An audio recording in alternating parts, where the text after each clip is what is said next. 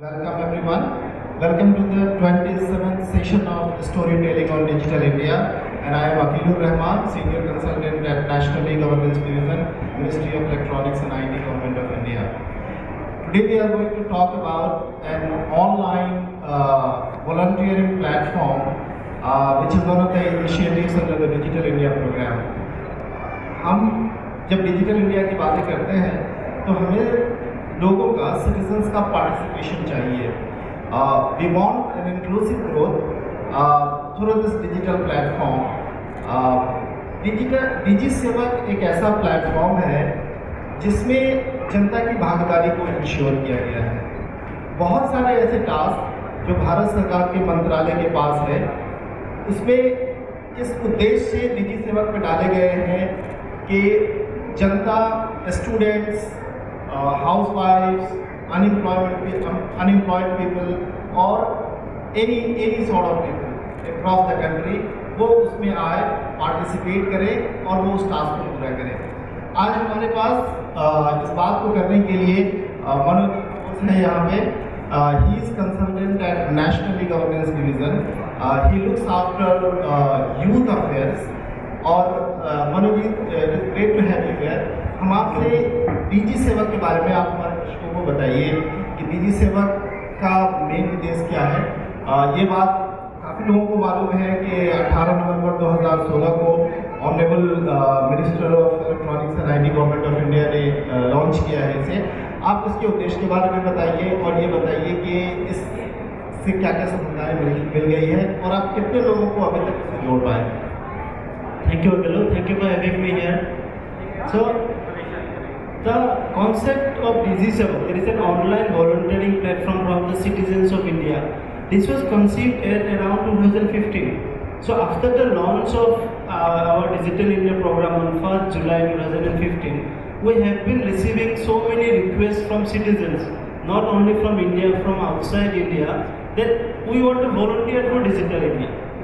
Now, at our ministry, we had a lot of requests, but there was no mechanism or platform available with us how to channelize these requests. So at that point of time, the thought came to our mind that there has to be one platform where we can route the request or the energy of the citizens who want to volunteer in the Digital India program. So before going to how the application works, I want to give you just brief background about the volunteering spirit in India. So if you see right from the time of Mahabharata, in the Gita, in the Karma Yoga, while explaining the Karma Yoga, Sri Krishna told that your work should be committed to your duty. It's not about the result. आप फल के बारे में मत सोचिए, आप काम कीजिए. So that is the essence of volunteerism in India. So even if you consider the civil disobedience movement by Mahatma Gandhi, the lakhs and lakhs of people, they came to the movement just thinking they have to do their duty.